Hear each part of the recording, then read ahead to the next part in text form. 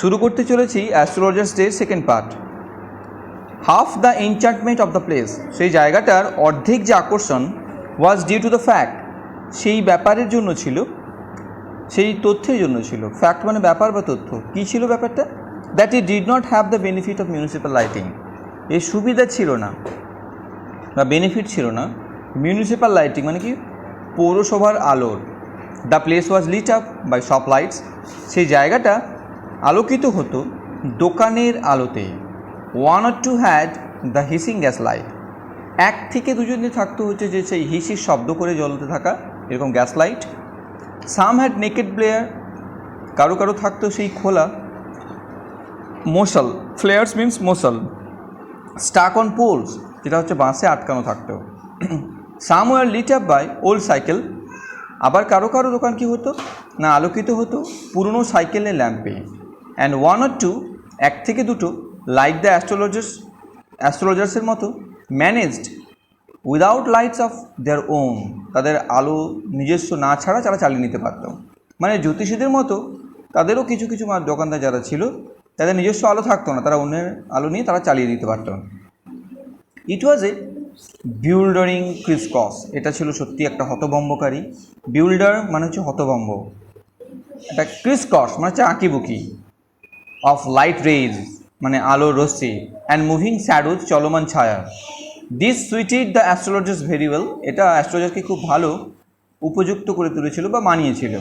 For the simple reason, সেই সহজ সরল কারণের জন্য, that he had not in the least intended, তার ছিল না কোনো বিন্দুমাত্র ইচ্ছা, টু বি হতে অ্যান অ্যাস্ট্রোলজার, একটা জ্যোতিষী, হোয়েন হি বিগেন লাইফ, যখন সে তার জীবনটা শুরু করেছিল। অ্যান্ড হি নিউ, এবং সে জানতো, no more of what was going to happen, কিছুই না যেটা সে ঘটতে চলেছে টু আদার্স, অন্য কারোর, then he knew what was going to happen to himself next minute, এবং সে এমনকি সেটাও জানতো না যে তার জীবনে পরবর্তী মুহূর্তে কী ঘটতে চলবে। He was as much a stranger, সে ছিল একজন অপরিচিত বা অজানা, টু দ্য স্টার্স, সেই গ্রহ নক্ষত্রের কাছে, as were his innocence customer, ঠিক সেরকম তার সরল বিশ্বাসী কাস্টমাররাও সেরকমই ছিল। ইয়েট হি সেড থিংস, তবু সে এই জিনিসগুলো বলেছিল, হুইচ প্লিজড, যেটা তাকে আনন্দিত করত, অ্যান্ড অ্যাস্ট্রোনাইজড এভরিওয়ান, প্রত্যেকটা কাস্টমারকে আনন্দিতও দিত এবং খুব অবাকও করে তুলত। তা কেন বলো তো? তাদের যেহেতু তার গ্রহ নক্ষত্র সম্পর্কে কোনো ধারণাও থাকতো না, নিজে অ্যাস্ট্রোলজার যেহেতু সে হতেও চাইতো না, তা সত্ত্বেও সে কিন্তু এমন প্রফেসি করতো, মানে ভবিষ্যৎবাণী করতো, যার ফলে সেটাকে অবাক করে তুলত। যাই হোক, that was more a matter of study, এর কারণটা ছিল শুধুমাত্র একটা ম্যাটার অফ স্টাডি মানে অনুশীলন, প্র্যাকটিস মিন্স পর্যবেক্ষণ, অ্যান্ড শ্রিউড গ্রেস ওয়ার্ক মানে চতুর বা চালাকি, এরকম একটা অনুমান। অল দ্য সেম, যাই হোক, it was as much an honest man's labour, যদিও ছিল এটা একটা সৎ মানুষের শ্রম, অ্যাজ এনি আদার, অন্য যে কেউ নয়, অ্যান্ড হি ডিজার্ভ, এবং সে যোগ্য ছিল, দ্য ওয়েজেস, সে দৈনিক উপার্জনের, হি ক্যারিড, যেটা সে বয়ে নিয়ে আসতো, হোম, বাড়িতে, at the end of a, দিনের শেষে। He had left his village, সে তার গ্রামটা ছেড়ে চলে গেছিল, without any previous thought or plan, without মানে ছাড়া, এনি মানে কোনো, প্রিভিয়াস মানে আগের, থট মানে ভাবনা চিন্তা অথবা পরিকল্পনা ছাড়াই। If he had continued there, যদি সে সেখানে অনবরত থেকেই যেত, he would have carried on, তাকে চালিয়ে যেতে হতো।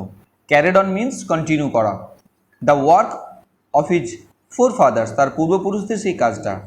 নেমলি মিন্স যেমন, কাজগুলো কী কী থাকতো? টিলিং দ্য ল্যান্ড, জমিতে লাঙল দেওয়া, লিভিং জীবনযাপন করা, ম্যারিং বিয়ে করা, অ্যান্ড রাইপেনিং ইন হিজ কর্নফিল্ড, শস্যক্ষেত্রে শস্যটাকে পাকানো, অ্যান্ড অ্যানসেস্ট্রাল হোম মানে পৈতৃক বাড়িতেও সেই শস্যক্ষেত্রে শস্যটাকে পাকানো, জমিতে লাঙল দেওয়া, জীবনযাপন করা, বিয়ে করা, এইগুলো তাকে করতে হতো। But that was not to be, কিন্তু তেমনটা হওয়ার ছিল না। He had to leave home, তাকে বাড়ি ছাড়তে হয়েছিল, উইদাউট টেলিং এনি ওয়ান, কাউকে কোনো কিছু না বলে।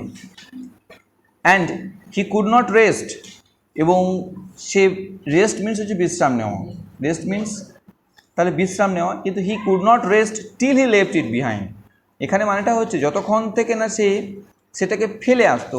ইট বলতে কি সেই গ্রামটাকে, এ কাপুল অফ 100 মাইলস।